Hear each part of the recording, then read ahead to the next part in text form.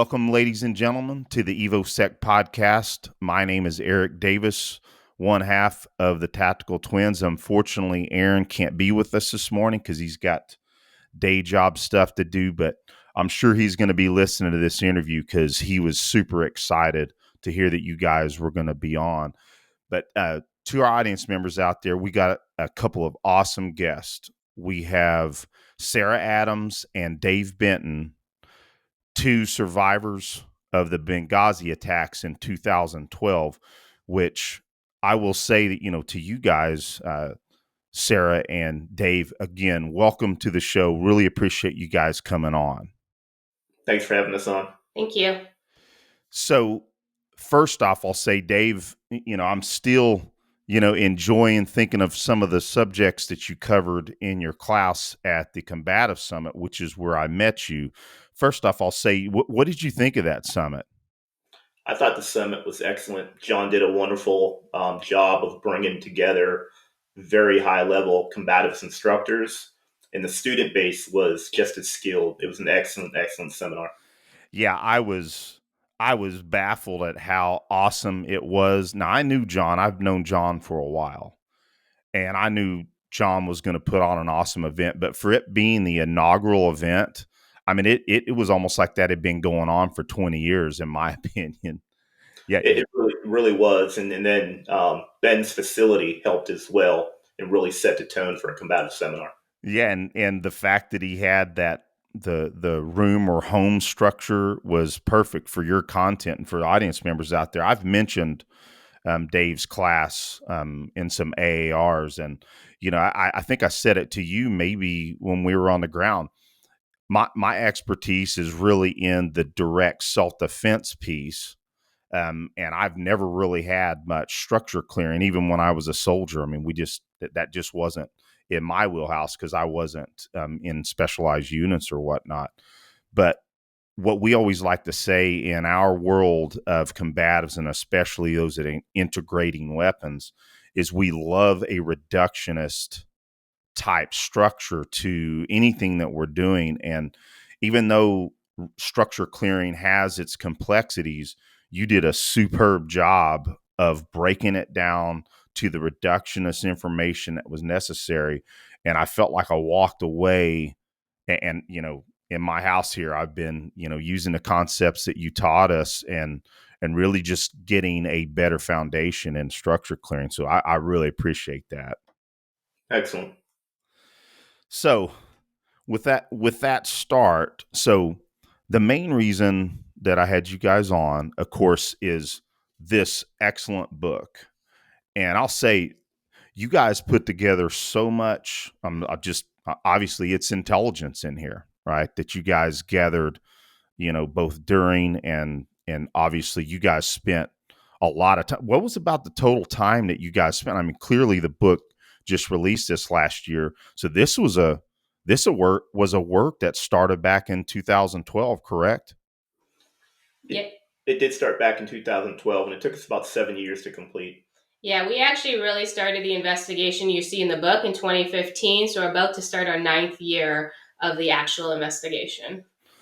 Well, what I will tell you is kind of what I was going to allude to back when I started this. When those attacks took place, trying to be astute of international affairs and what we're doing abroad as best I can, we try to pay attention to that. Of course, a lot of this can also affect our safety here in the United States clearly. But I remember when those attacks took place, and even with the start of the narrative about the YouTube video and all that, I mean, I from the very beginning said this does not smell right. Even some of the intel that we were getting open source on the media just told me that there's no way this was a protest. And so that's the first question I'll ask you guys. How frustrating was it when you guys had been in the thick of that and you guys knew what was going on? How frustrating was that? I'll just answer it from my perspective, and then I'll let Sarah give her take because we had two different perspectives. When it happened to us, the team, we actually didn't know. So we weren't aware of the fake narrative after the incident. We were actually secluded for about a week, week and a half. So we had no outside influence. We didn't see what was going on TV, and we never heard that it was a fake protest narrative. We knew from day one it was terrorism. Yeah, and in my opinion, I went to Tripoli and then I started working the investigation, basically the day after the attacks. And we were pushing back pretty hard on the fake narrative, but maybe about a week or so after the attacks is when we got the videos that actually showed it was a direct assault on the compound. And even when we got the videos, I called to say, hey, now it's time you change this bad analysis because we have a video. And they never actually changed the analysis after that. So that's the point I knew, okay, this is political. People are being weak and letting the politicians play their games, and we're not going to be a part of it. And so I basically stepped back from the game at that point. Just so the listeners are clear, though, the intelligence community knew from day one, the government knew from day one that it was, in fact, a terrorist attack and it wasn't a protest. Correct. That's exactly what I ascertained myself from, of course, reading the 13 Hours in Benghazi book. And before we get too far, I really would like for our audience members that may not know you, a lot of folks will, because our audience is pretty astute, and I've talked about this book already on our show. But for audience members that may not know you guys, can Sarah, starting with you, can you provide our audience with a summary of your background and what led up to 2012 for you? Yeah, sure. My background was I joined the CIA as basically expert on the Kashmir region, so between India and Pakistan, and I went into basically the Pakistan-Afghanistan department at the CIA.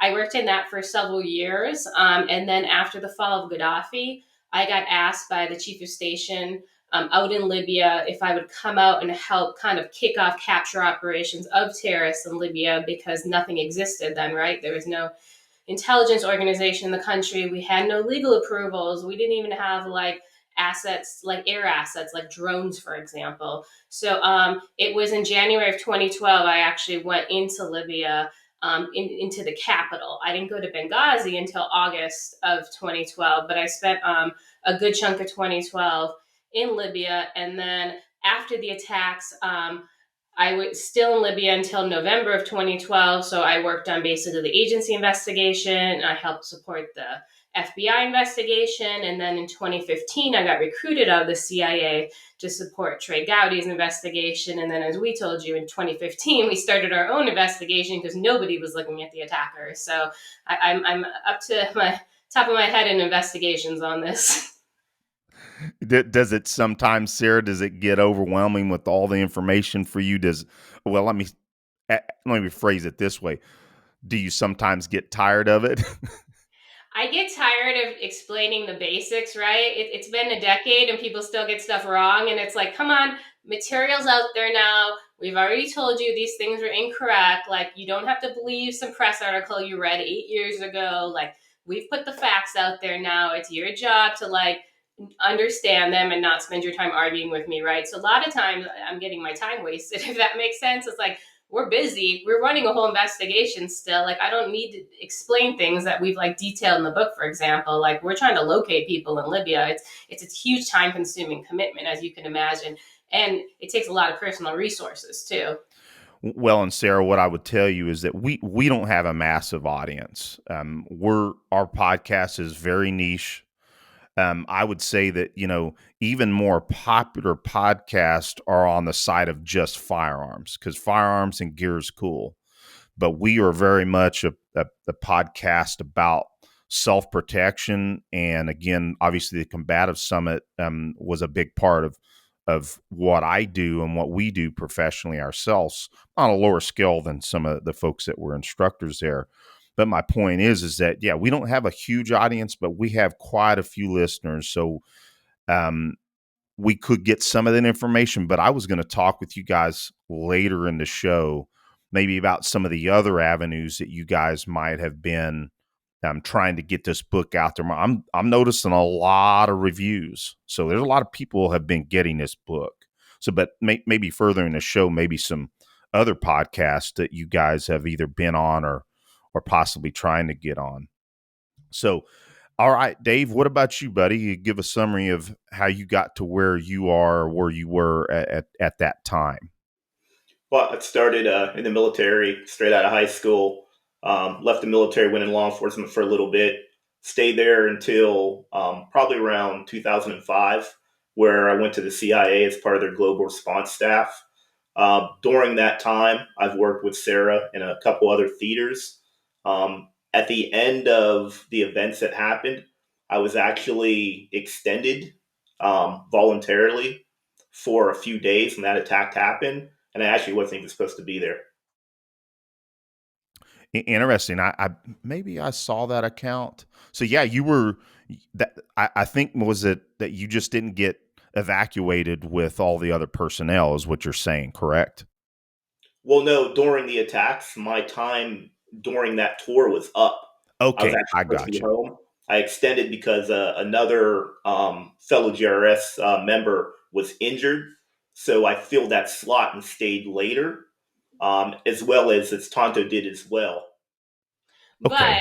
but to your other point, he is a little testy about the fact that when the annex was evacuated, everybody left, and then he was in the last vehicle, and they're like, "Where did everyone go?" So they did kind of like get left behind during the evacuation, which is kind of That funny. that is a fact. At the very end, I think they did their head count a little too fast, Hmm. and myself in a complete vehicle along with two other people were left behind. But we caught up pretty quick. Wow. Wow. How long was the duration when the convoy left that you guys got caught up, roughly? It was about 2 or 3 minutes. Ah, yeah, yeah. But still, that's basic. That's basic shit, you know. Doing a head count. Wouldn't be the first time I was left behind. We've all been there. Got a new leader that's nervous, you know. It does happen, unfortunately.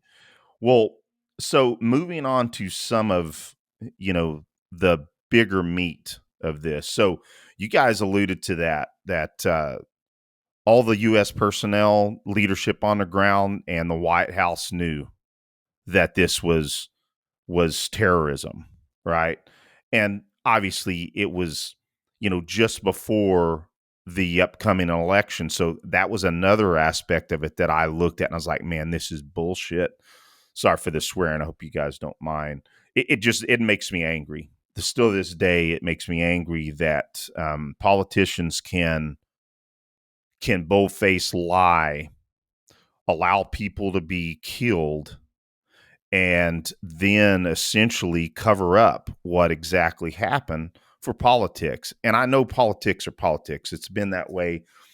The base word for politics is polis. We're talking about antiquity, that politics have been around. But still yet, I like to think, or I used to like to think, that the United States had a more honest and honorable outlook on the world, but it's just not true. So I mean, you guys again stated that.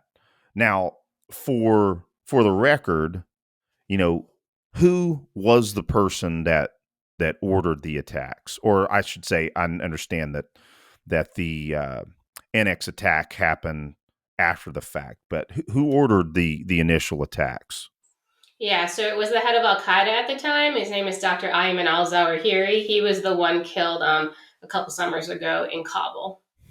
Yeah, and so one of the interesting aspects of your guys' book that you guys do masterfully is you guys connect all that. And what was amazing to me, and again, the fact that, everybody knew, the US knew, but all you have to do is look at who were there, and who were related to that. I mean, we're talking folks that had decades of terrorism throughout the globe, correct?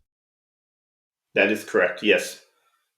So that is another one of the most frustrating aspects to me about what happened after the fact. Now, regarding Zawahiri, what was the, you guys articulate in the book, but that's another aspect that he he actually did a video the day before the attacks, correct? Yes, correct. Where he specifically stated, hey, especially, pointing out Libyans to attack the Crusaders, correct? Correct. And yet the State Department, under Hillary Clinton, did not beef up security, right?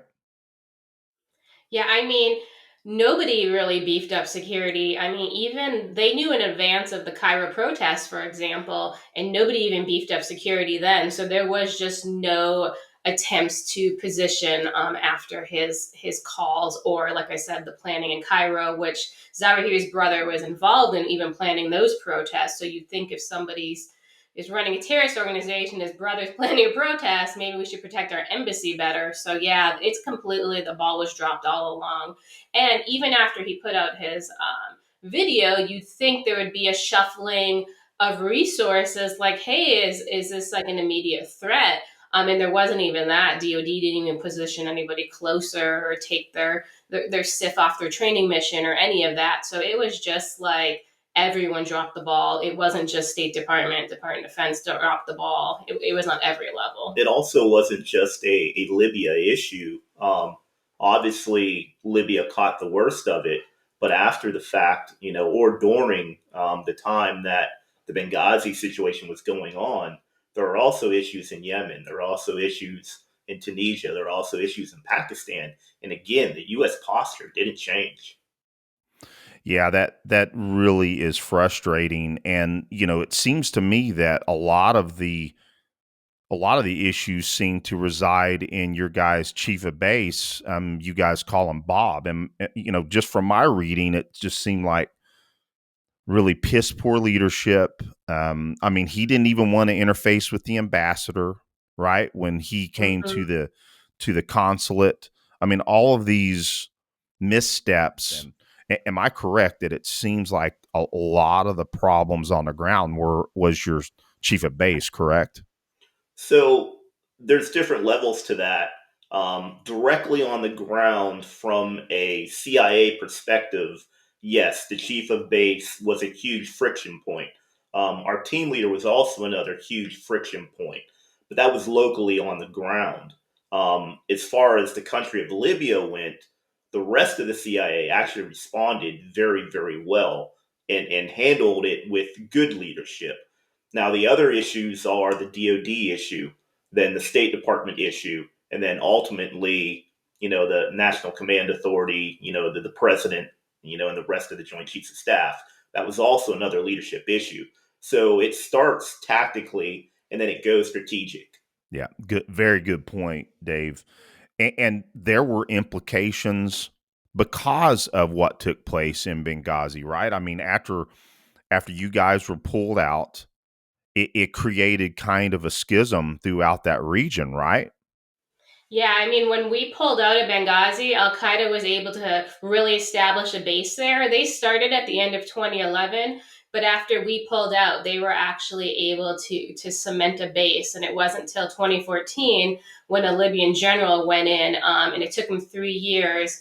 And they lost, there's 20,000 civilians killed. He lost over 8,000 of his own soldiers. It took that much loss to actually push al-Qa'ida out of that base in Benghazi. And it was because we abandoned Benghazi. Well, and Benghazi would have been another Afghanistan before 9/11. Like, Afghanistan was a safe haven for Al Qaeda. And then that's exactly what Benghazi was starting to become before General Haftar pushed them out. well, and you guys make the point in the book that had it not been for him, you know, the ramifications, of course, as you're alluding to, would have been astronomical. And again, U.S. leadership dropping the ball. I mean, we see over and over again. I mean, I love our country. I still think to this day we are still the best country in the world. But unfortunately, it's politicians and policies like what contributed to your guys' attacks and or the aftermath unfortunately, is what's moving this country into a bad direction. And we're still fairly young.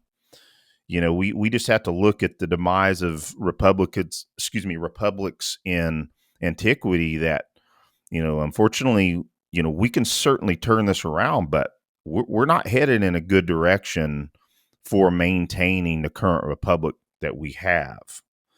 I mean, I'll just ask you guys your thoughts on that, because these are the type of, geopolitical policies, and then what politics then contribute to, just for people trying to remain in office, that contribute to our country moving in the wrong direction. If you guys want to make any points about that.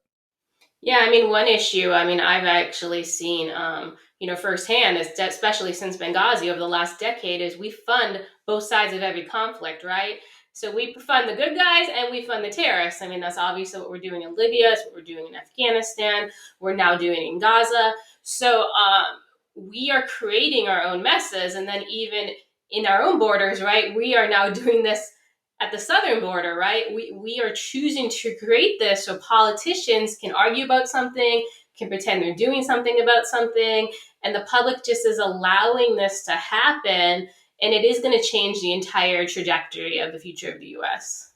Well, to your point, we just spoke about this on our show not too long ago, and I don't have the exact numbers in front of me, but essentially starting with this administration that obviously is soft on the border, for political reasons. Let's face it, they don't mind that illegals are coming across the border to assist in census numbers, assist in where they can go and vote illegally. All of that is a big part of that.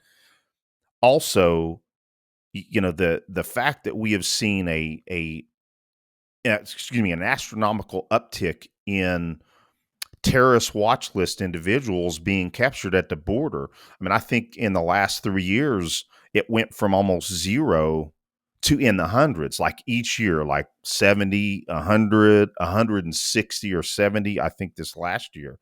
I'm sure you Mhm. guys have been seeing that. Yeah, I mean that's a really big problem. A lot of people don't understand some of those nuances you brought up. So since the current president Biden's been in office, he's let in 8 million illegals, and those are the ones we can count, right? What happens then? The illegals go to the sanctuary cities, and then they become part of the census, as you say, and then the Democrats get more seats. So people need to understand this letting in of the illegals is to basically get more control in Congress. It's actually that simple. Yet when we talk about the terrorism watch list, that's even worse, right?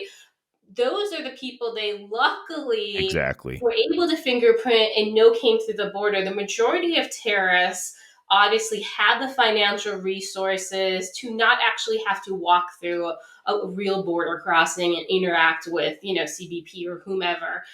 So the amount of terrorists that have come to this country, yes, they say it's kind of a little under 200 that they found last year. Now you got to multiply that times 10. So it's very dangerous. Yeah. And again, it really boils down to who actually was not discovered.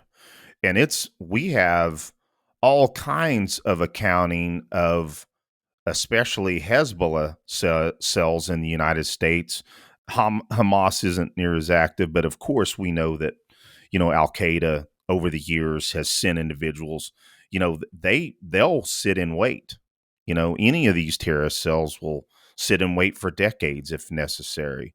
So yeah, it's very, very concerning. And again, this show being about self-defense, we're not just talking about, thugs in the streets or whatnot. We're talking about our safety in general. And of course, terrorism can be a uh,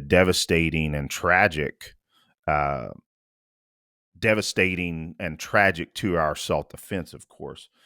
So, and you made one of the points earlier about, say, Afghanistan and where it's went, and thinking about Gaza right now, is there's U.S. weaponry showing up in Gaza, right? And I wonder how much of that weaponry could have come from both Afghanistan. We left billions and billions of dollars of not just small arms, but heavy equipment, Apaches. Heck, you and I were you were a Marine, correct, Dave? Correct. Yes. Okay, so I think about it this way. Remember how, just as basic soldiering, basic Marine, if we were going to be overrun, we were taught that we were going to destroy our equipment, right? So I don't know why there wasn't some plan in place other than we were supposed to be, um, helping the Afghans with security after we left. But there still had to have been some leadership thinking, man, we're leaving behind some serious weaponry that's wound up in the hands of terrorists around the world. I mean, to my knowledge, and I didn't mean to get off on this tangent, but it's related, in my opinion, is how much of that weaponry was sold. I mean, I think China's been in there gathering some of that weaponry. Of course, Iran has been gathering a lot of that weaponry and selling it and pushing it out throughout the world. It's very concerning that I mean, it's not laughable. I don't mean that. It's hysterical, I should say, that we're dealing with that. But yeah, I mean, you guys have probably been seeing all the weaponry, that U.S. weaponry that's been showing up even in Gaza as well. Yeah, it's not uncommon to leave material in war zones. It's something we've done throughout history. Sometimes it's just cheaper to leave it. Certain sensitive things were destroyed, but then there was a lot of things that were left intact.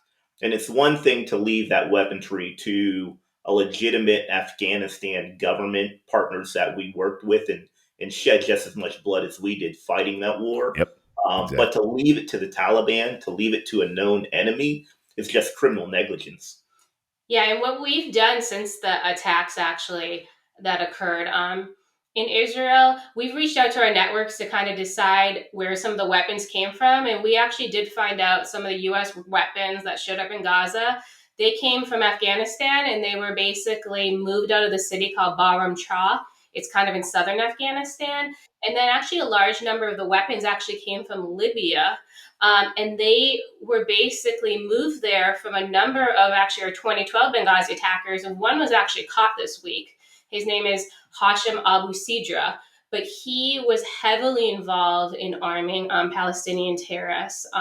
So we would like to see him remain detained because of his role, obviously, in weapons smuggling. Oh, and that's awesome. And that was who you were speaking of earlier, Sarah. Yes, correct. Excellent. Well, and that was a point I was going to make too, is that I understood or believed that some of the weaponry, that because we were helping the Libyans in the revolution, right? And this is something I've thought about for a while. There's the old axiom that the enemy of your enemy is your friend, and but I think you guys make the point, and a thought that I've had for a real long time. Every single time we've teamed up with Islamists, that it's not come out well, right? Your guys' thoughts on that? Yeah, I mean, it's a consistent issue that we say that phrase, right? But nobody actually listens to it. Obviously, we fought alongside al-Qa'ida to take out Gaddafi. Anyone who says we don't are lying to you.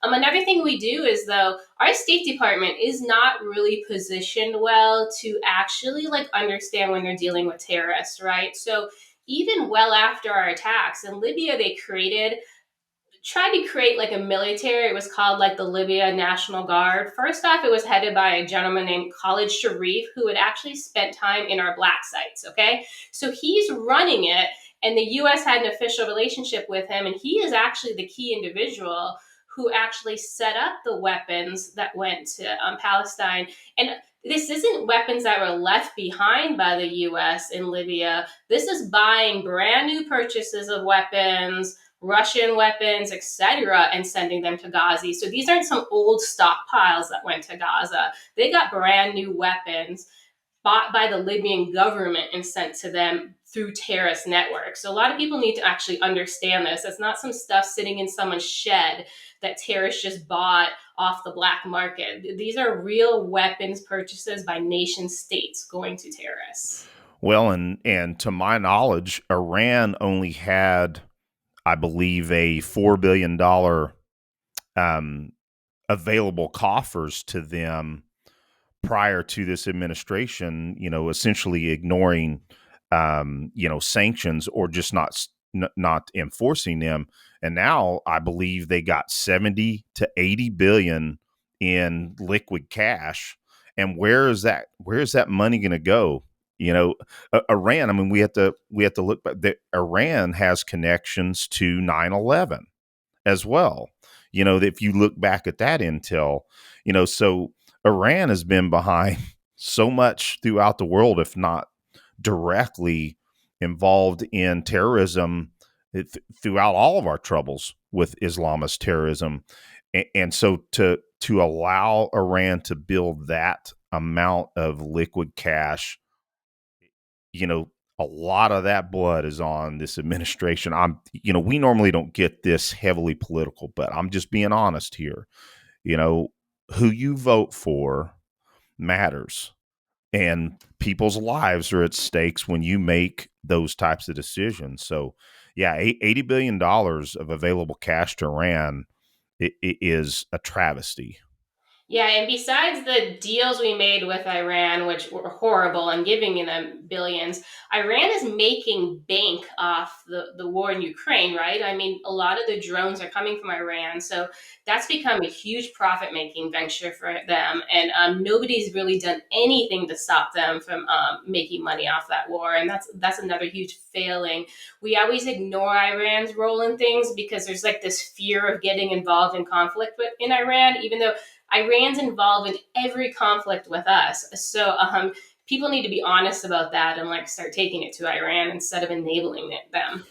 Well, as a civilian, I still deploy, and my last two times to Iraq, and it was fairly quiet. Nothing like 2005, 6, so on and so forth. But any of the attacks that took place when I was there the last two times were Iran-based militias, funded by Iran. So, and I remember being over there thinking, man, why are we just allowing this to happen? It's very frustrating. American people. There's a lot of smart Americans. There is, but there's also a lot of people that kind of, keep their heads in the sand and don't realize, or they ignore how much connectivity there is to Iran and what we should be doing to back policies that isolates and then also destroys their weapons, programs, but we're just allowing it, to happen. And I don't know when and if Iran's going to gain a nuclear weapon, but Iran's mentality, if and when that happens, they'll use them. Your guys' thoughts on that piece. And I know we're kind of getting off your guys' book. I apologize. Because I want to circle back to it because there's so many important points, but a lot of this is related, A lot of it is related, and it does come back to a lot of the same usual suspects. As far as Iran goes, I mean, Iran supports like the Houthis. They've been involved in terrorism in the Middle East, since the 70s and the 80s. They are complicit in a lot of things that are going on in modern times. When it comes to terrorism, you have to realize that most terrorist groups are proxies for a larger government. They're not just a couple dudes who are dissatisfied and decide, hey, we're going to start this group, start terrorizing people. There's usually another government who's pulling those strings on a higher level. Yeah, very, very good point, Dave. So circling back to your guys' book, and we're going to absolutely have links to your guys' book in the show notes for certain. But you guys line out, I believe it's 119 specifically involved individuals, right? Correct. Yes, we found a number of them since, but that's the number we put inside the book. Yeah, so for our audience out there, you guys must get this book. I was thinking about it earlier because I read through this book fairly quick to try to prepare for this interview. It is well worth reading over again and studying some of what took place and what you guys have lined out. I mean, like I stated earlier, this book is full of intelligence. Now, a lot of the leaders, like at the top, have since met their demise, but a lot of these individuals are still at large, correct? Do you guys want to hit on that and what's being done about those individuals? Yeah, I'll let Sarah get into it in a little more detail, but I do want to point out one thing that some of them are deceased, but all of them that are deceased and or that have been captured have not been by our U.S. military, and if they have, it was by accident. It wasn't intentional at all. Yeah, and Yes. so, oh, Go ahead, sorry. Sarah. No, So the please. other piece of your question is we have about, gosh, 70 at-large attackers who were obviously tracking on, hoping to get detained or, obviously meet their demise in a battlefield somewhere. Also, most of them haven't been watch listed, so we're constantly working to ensure none of them get on a plane to the United States or come here in an illegal fashion. Through the Darien passes, we're seeing a lot of Africans come. So yeah, it's a constant struggle of ours to keep up on these terrorists. And the sad part is our government is not tracking on our Benghazi attackers, and that should really frustrate people because yes, the attack was in 2012, but now our attackers are even more senior. Even the one I just mentioned that was detained, he was running al-Qa'ida in Libya and he was running ISIS in Libya. So for all those people who want to separate the two groups, hey, in Libya, the same guy was just running both. Maybe you have some intelligence gaps and maybe you don't actually understand what's happening in the world of terrorism because terrorists are coming together.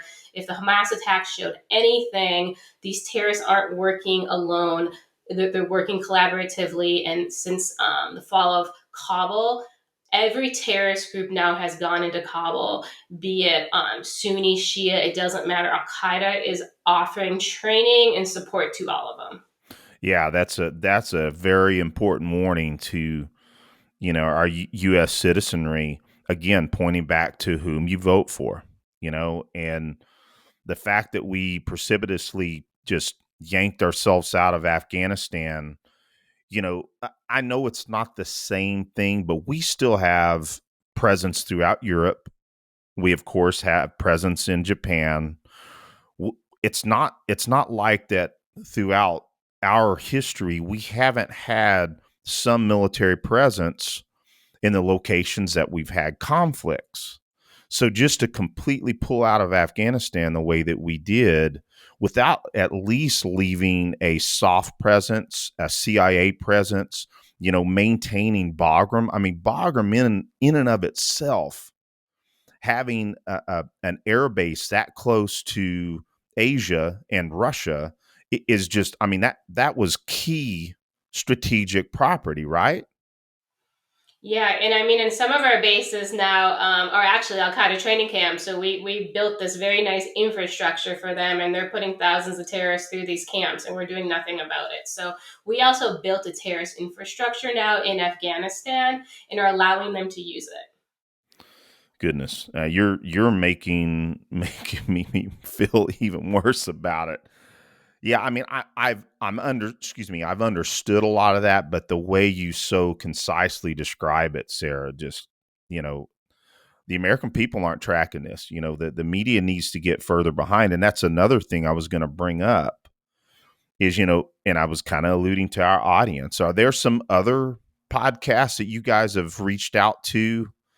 I'll just say some big names. I mean, I would like to see you guys on shows like Jocko's podcast or Joe Rogan's. Have you guys possibly reached out to those folks or had Well, any we're the interaction? marketing team, so it's when we have time to do any marketing. So we obviously haven't talked to either of them.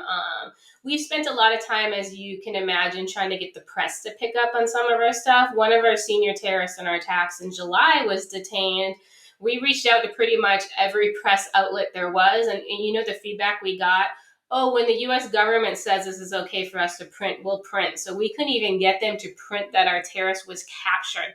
That's how controlled the narratives are around Benghazi and how weak our press is. There is no independent press anymore. And so we actually have to spend a lot of time just putting out information because no one else is doing that. And that's a full-time job besides the investigation, unfortunately.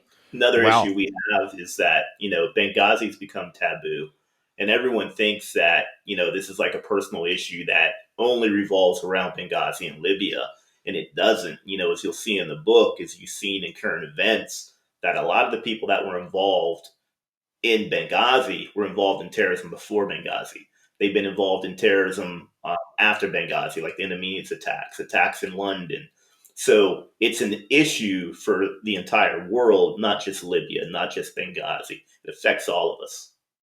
Yeah, and you guys do that again, masterfully is showing, your guys' analysis, and I would like to talk about that here in a second.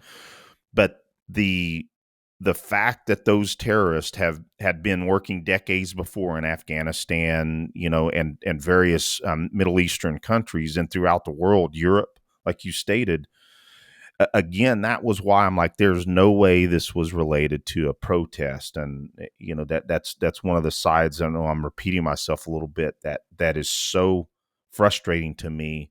Now, as far, Sarah, you mentioned, so you guys will discuss with media outlets, and they'll say that the U.S. government has not allowed us to discuss that now. Is that what you're saying?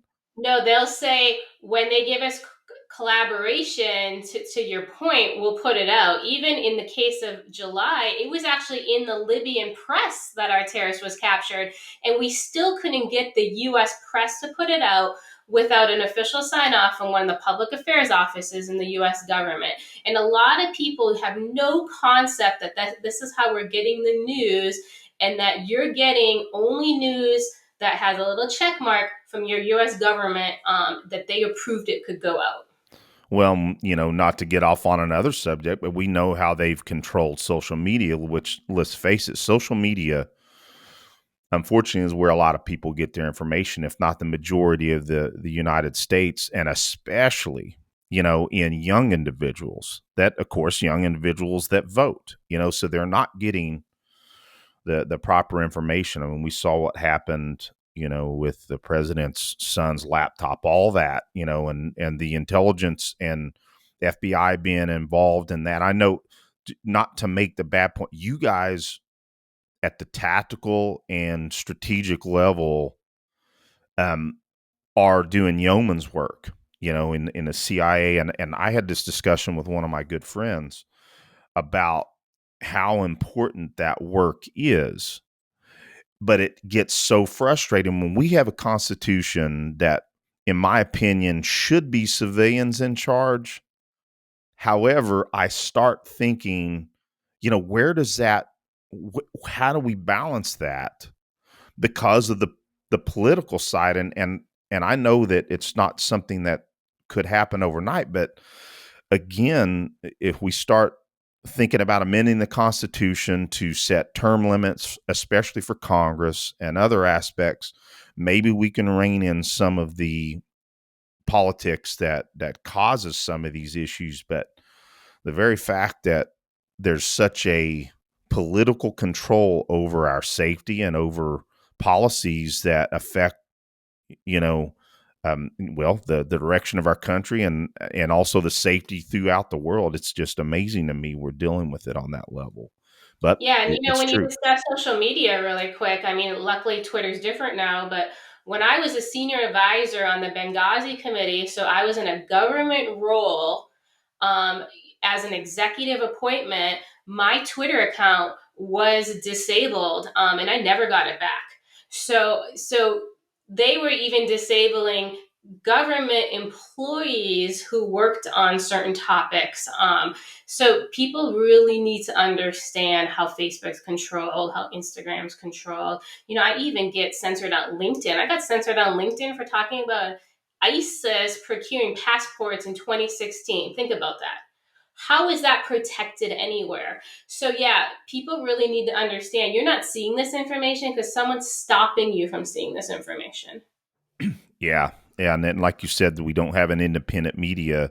It's unfortunate that social media is where a lot of people get their information. But to have that kind of control over the flow of information, just, it's so Orwellian at this point. And I just, like you said, now that Twitter is now X and owned by Musk, that it seems like things have gotten better. But, still, I think that what they've turned to is they're trying to discredit X now, and I'm not a fan of social media. The only reason I have social media is because a small business, again, I have my day job. So not everything in our small business that we have, um, it's not that big of a deal, but it does help us, with marketing, social media and whatnot. So it is kind of to the point where I feel like, man, if I didn't have to have it for that purpose, I wouldn't have it at all, you know? Well, social media isn't bad by itself. The fact that we have all this information available at our fingertips is actually a good thing. It's just the way that it's used. It's when it's politicized, when it's used to influence. There's also so much information out there. It's hard, especially for someone who's younger, to really sift through what's correct information, what's wrong information, who's influencing me, why are they trying to influence me. So, social media by itself isn't necessarily bad, and it's a very good tool, but again, it's a tool. When we weaponize it and we use it to control, that's when it becomes a problem. If you control what's being put out as fact, you control the people. Yeah, that's absolutely correct. And hopefully, yeah, I'm sitting there thinking through it. It doesn't seem like that's going to change. I hope it would, but we got to have a lot of individuals wake up. We are seeing some folks say, hey, a lot of the academia, a lot of folks are realizing how far academia has gone away from what its true purpose is, but Mm-hmm. that's an uphill battle for certain. So circling back to your guys' book again, another thing that you guys did really well in the back was go through all the timelines. Now, I am curious. So there was 5 primary GRS um, agents, correct? Boon, with you guys. So it'd have been Mark Oz, Chris Tonto, John Tigg, yourself, Jack Silva, and of course, unfortunately, Tyrone Woods. Correct? You guys were all the primary GRS on the ground. So there was actually six of us, Okay. and then we were enforced by GRS members who came from Tripoli. So initially, there was the initial team from Benghazi at the consulate attack. Once the Annex attack started, there was the initial GRS team plus some other base personnel. And then later that night, we were reinforced by members of the Tripoli GRS team. Okay. And I am remembering that now from both the book and or some of the other media sources. So, but to that point, I'm amazed at your guys' courage and bravery for doing what you guys did.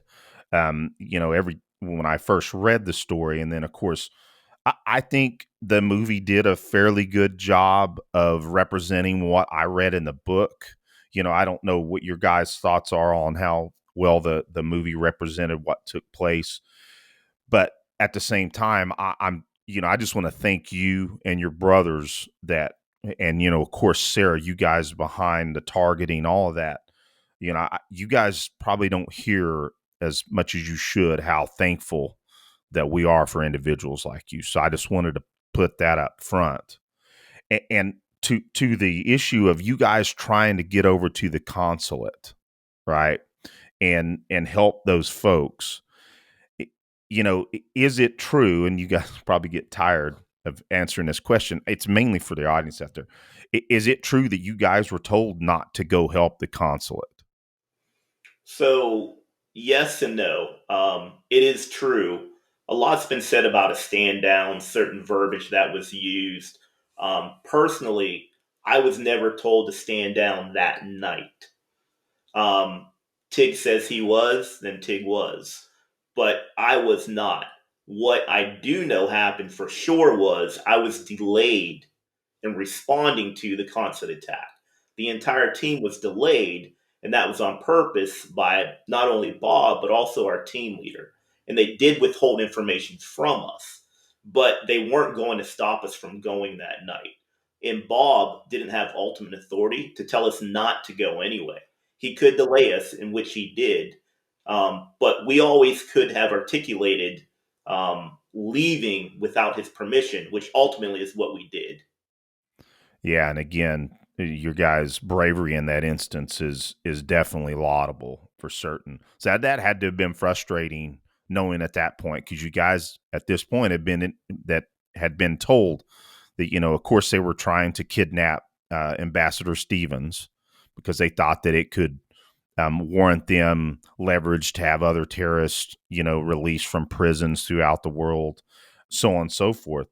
But how frustrating was it at that point knowing that you had fellow Americans, and probably some of your allies? I know that there's dubious to some of the allies within the militiamen that were on the ground, but how frustrating was that, knowing that attack was going on and that you could facilitate possibly saving Ambassador Stevens? A lot of it's hindsight. It's extremely frustrating. There was a lot of frustration in the moment, but that frustration started to build. At first, we weren't aware of what was going on. We weren't aware that we were intentionally being held up. There's just a lot of different moving parts. We quickly realized that we were intentionally being held up, and the frustration built very quickly. Just a point that you made about Ambassador Stevens um, being kidnapped or attempting to be kidnapped by al-Qa'ida, they actually brought in their very specialized team who specialize in kidnapping just for that operation. Yeah, another excellent indicator of what the intention was. It wasn't a protest at all. And now after the unfortunately, during this whole the consulate attack, and eventually Ambassador Stevens unfortunately succumbed to to my knowledge, it was mainly smoke inhalation, correct? Correct. Yes. Yeah, so he succumbed, unfortunately. Um, and then eventually you guys are attacked at the annex. And to my knowledge from the book, and I'm going to probably mess up some of these names, but Sam, is that the way you pronounce it? With Some. some. Wassam? Okay. So he was who attacked the annex, but yet he was also a part of the Libya shield, correct? That was supposed to be, allies with you guys, but he took the opportunity to attack the annex, correct? Yeah, what actually really interestingly happened is he was outside the consulate watching the attack, and he got a phone call, and it said, "Hey, the US government is sending a bunch of guys from Tripoli. When they get on the ground, we need you to transport them." And he got enraged, being like, "I don't even want the Americans in Benghazi that are in Benghazi. Now more are coming." And he basically verbally said, and people in his vicinity heard him, "I'm going to kill all the Americans tonight." So it was at that point and from that phone call that he then started the planning for the mortar strike. And to be honest, we just identified the mortar team this fall, and we made their names public. But he basically just called up the best mortar team in Benghazi. That's how he handled it that night. He called the best team, said, "I need you to do a strike." Those are who he pulled in. They weren't even his own bodies. They weren't Libya's shield. They weren't a part of his militia. And that's who actually attacked us then at the annex. Goodness, and unfortunately, their mortar fire was very accurate, right? Extremely accurate. Yes. They're very professional. Yeah, and when I look at the two compounds, well, especially I would say that either location, from just a security standpoint, me thinking from a civilian and also my time as a soldier, obviously, especially mortar fire, coming from, high altitude and down, that's hard to deal with.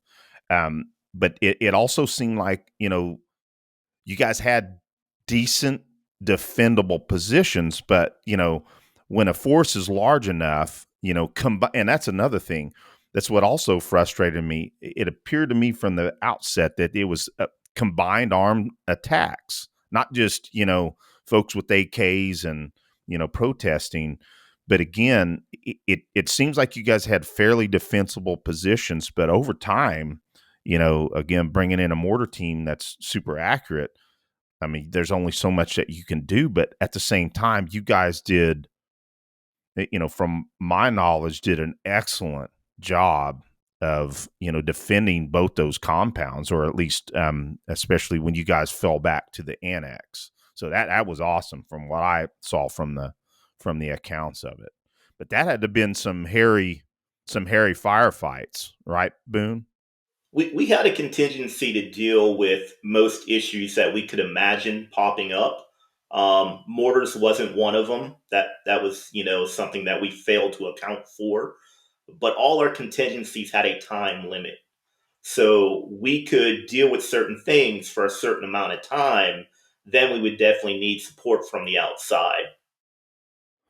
Well, and I guess, I mean, thinking about the mortars, and there's, I mean, heck, you have to simply be able to harden the facilities, that put armor on the building, so on and so forth, like they do, in locations around the world. But man, that takes serious time and serious funding, people getting behind it.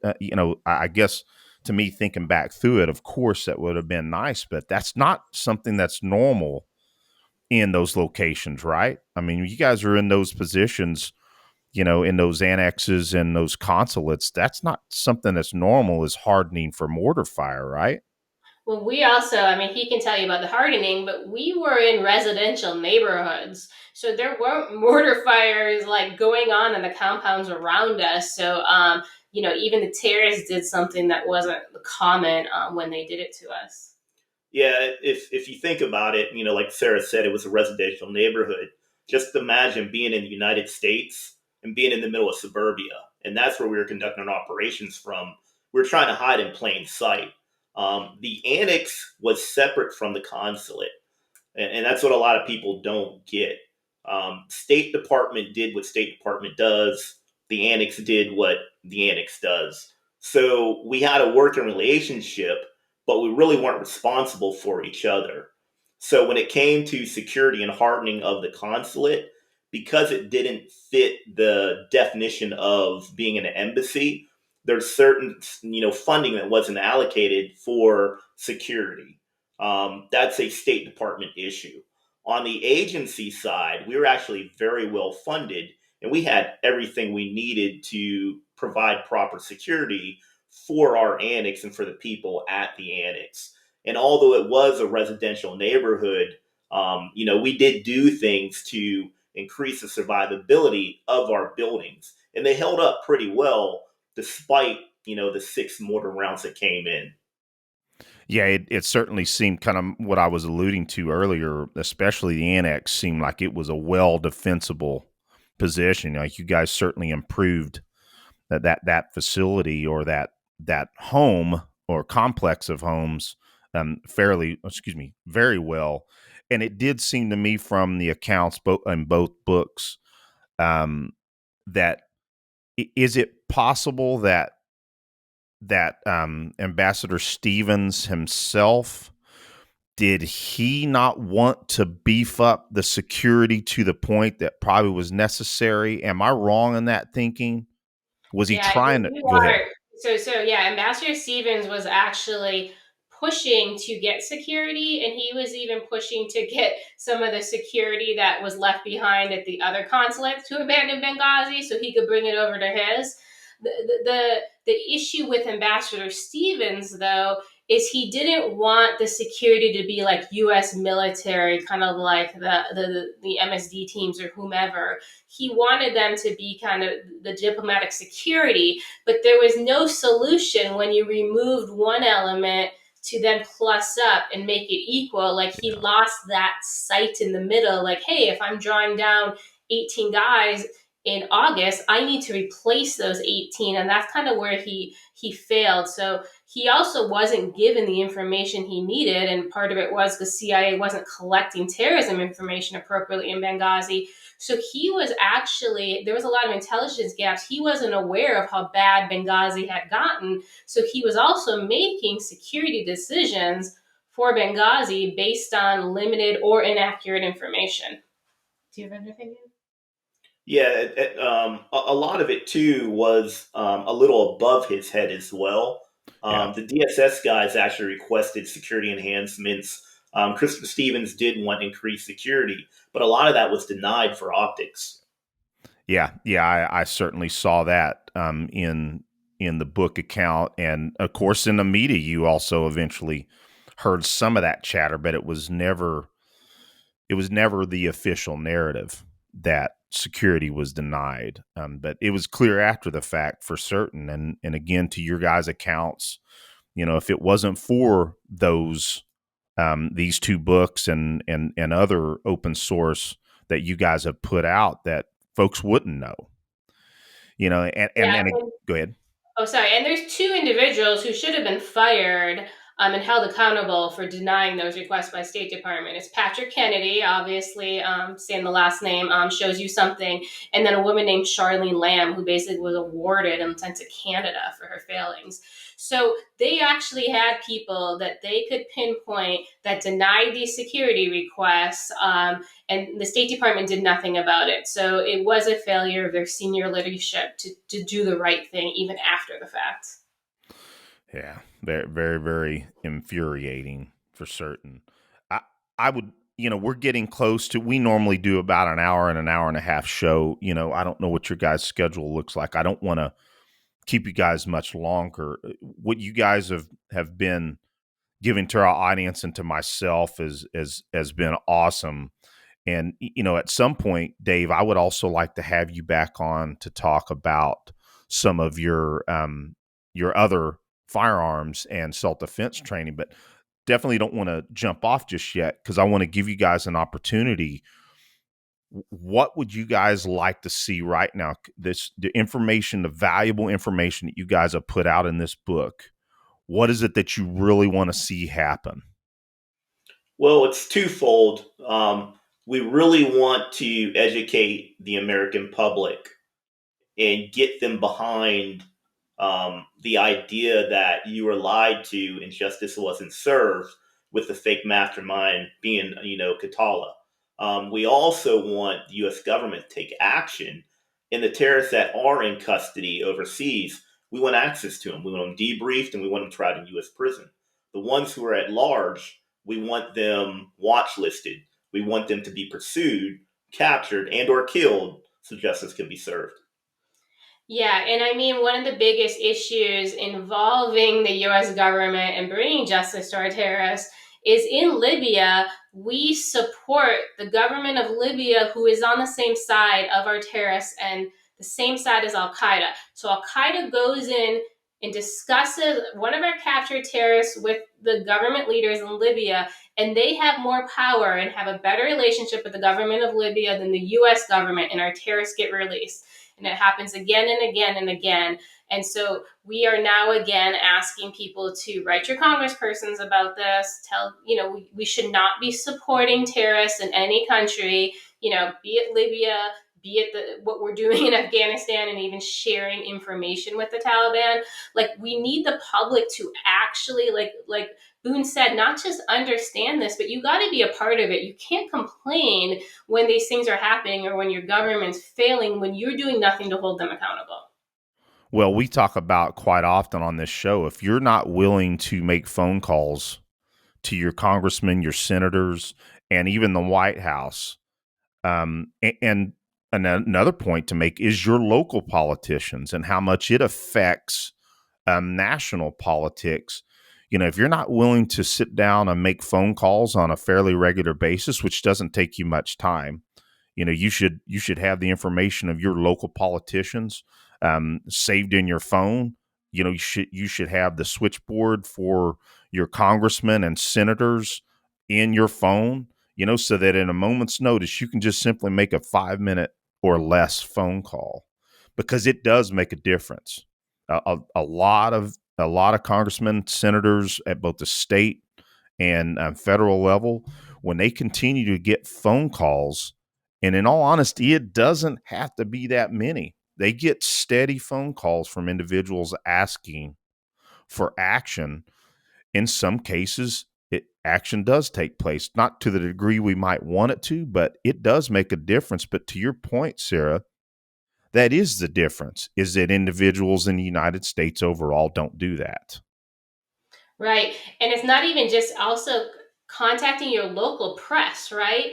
Like, you know, it, your basic Fox, NBC, CBS in your local community, you have more opportunity to get them to report stories, and you Good need to point. tell them what you care about. You need to flag things for them. Because that's how you get information out. The community level is where there's the least amount of influence and where we can get the most kind of play. Yeah, that's another excellent point.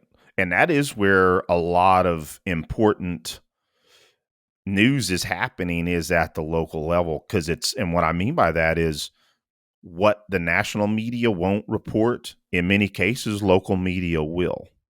Correct. Unfortunately, they don't have the same amount of you know audience members, obviously, but it does make a difference. And so I guess one other aspect of on that same note is, you yourself, you guys said that you said you don't have a marketing team. Is that what you said, Sarah? We Yeah, are the this marketing is Yeah. team. it. And I So have like 2 jobs besides this. So yeah, it's pretty much at the bottom of the list.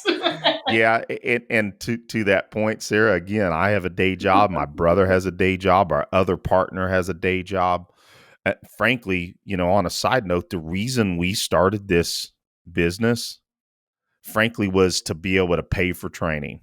That's the real reason why we did it. And, we also believed that we had connections with a lot of our mentors, of information we believe needs to get out on the self-defense, self-preservation side, that we thought, hey, we can have some voice. And that's kind of where it started.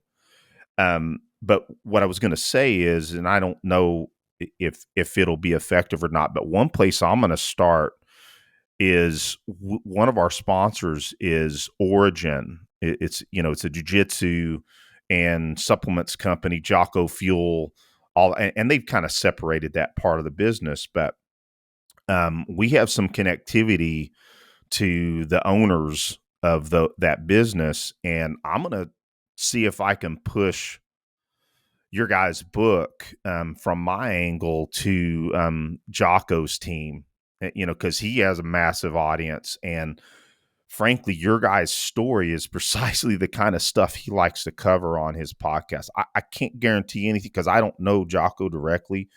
We've had several of his subordinates on our show. And again, one of his companies is a sponsor of our show. So I'm going to do my best. I'm going to push it their way.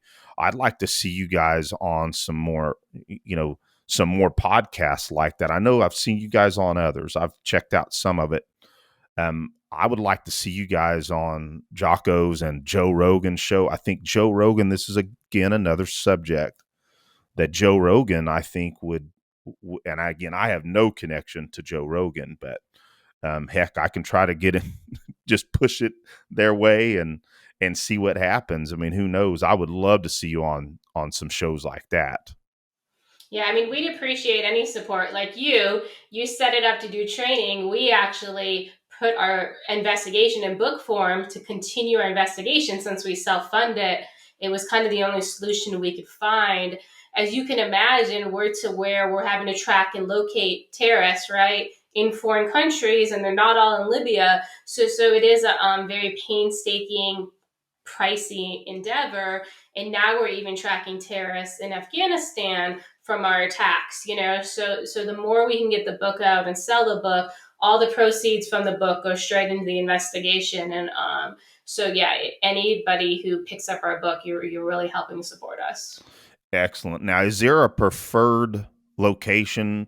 I mean, I obviously you guys are on Amazon. You guys are on all, main locations for picking up this book. But is there a preferred location that I can put as a link for the book that you would rather? You may not want them necessarily going to Amazon. I'm not saying you don't want that, but is there another location that would be better for you guys? If you go to Ascari Media, Astari? Ascari Media Group, you'll get the book directly from us. Okay. We can shoot I'll, you that link. And then we also just a week ago now produced it in Audible for the first time. So we know I a lot of saw the that. audience wanted that. So we just want to let people know that that's available because it hasn't been. Oh, excellent. I did see that maybe like a day or so ago. I just happened to see that you guys did have it on Audible. That's awesome. Yeah, and I'll try to throw that link in there too. But Cool. yeah, go ahead. Cool thing about the audio, it's actually narrated by one of the fast Marines who actually responded to Tripoli. Oh, Yes. cool. So it's in the family. And it's funny. I'm a little weird about audiobooks. I want to read the book in tangible form, but one of the things I noticed from Audible is it's a way I can just re-listen to it once I've read it, and I absolutely will get your guys' book on Audible because that's another way that I reinforce the information myself. So I was glad to see that for certain. Well, I guess maybe we could consider closing out. I really want to give both of you an opportunity to talk about anything else you guys have going on. Dave, I know you have your training business. You got anything big coming up in your training business that you'd like to push to the audience? No, you can find us at Threat Management Solutions or shootingclasses.com. Shootingclasses.com, you can not only find myself, but other excellent instructors all over the country. Other than that, I appreciate you having us on. Yeah, I will absolutely have that in there as well. As a matter of fact, I have one of those links saved on my other outline that I kept some of my personal notes on. That's excellent, and I absolutely want to get into some more of your training. I will be looking for those opportunities for certain. So, Sarah, how about you? Well, I mean, it's still book focused. One of the things we produce that a lot of people actually aren't aware of is we actually produce like a photo lineup. So basically, the first half of it is all the pictures of the terrorists at large, and then the second half is their bios. So if someone IDs it, so if anyone has relationships with, security officials in foreign governments, at airports where people get brought into secondary and might have to be able to ask questions about Libyans, different services that have detainees, people from North Africa. This is a free resource. We have it kind of on our LinkedIn bio and our Instagram. I also share it on my LinkedIn. Anyone can reach out to us. And we provide that for free because the good thing is we don't want someone in Algeria being interested in one of the terrorists in our book and not able to buy our book, right? We want them to have the photo, his background. They can grab that one item and run with it. And that's really what we're trying to do. We're trying to enable investigations against our attackers, even if it's not the Benghazi investigation. We want them prosecuted for some of their terrorist crimes. We don't care if it is actually just our crime. Well, yeah, if you don't mind getting me that link as well, Sure. Sarah, I would love that for my own information, and we'll definitely throw that in the show notes as well. Will Yeah, do. it is amazing what you guys are trying to accomplish. And I did remember one other thing. I know for certain another podcast that I could push your guys' book to. And have you guys heard of the American Warrior Society show with Mike Seeklander and Rich Yes, Brown? absolutely. Have you guys happened to have been on that show before yet? No, no. Okay, yeah, I'll shoot Rich Brown a text after we get off here and say, hey, you guys need to have you guys on if you're willing to. Yeah, we're more than willing to always talk about our investigation, and we're trying to keep it running. I'd That be willing to put Sarah on any podcast, but I have a face for radio. Stuff. yeah, face. I disagree with that, brother. What I would tell you though is that they have a bigger audience than we do. So and they've been superb supporters of us. And so yeah, I'll definitely shoot your guys' info over to Rich Brown. Thank Thank you. you. You're very welcome. Well, you guys have been excellent guests. This has been so interesting to me and makes me want to pick apart way more of the information. Certainly appreciate what you guys are doing. Again, you guys are doing yeoman's work. it does contribute to our safety, whether folks understand that or not. We definitely appreciate it. So you guys have a blessed day, and we'll be talking to you soon. Thank you. Thanks Thank so you. much for having us.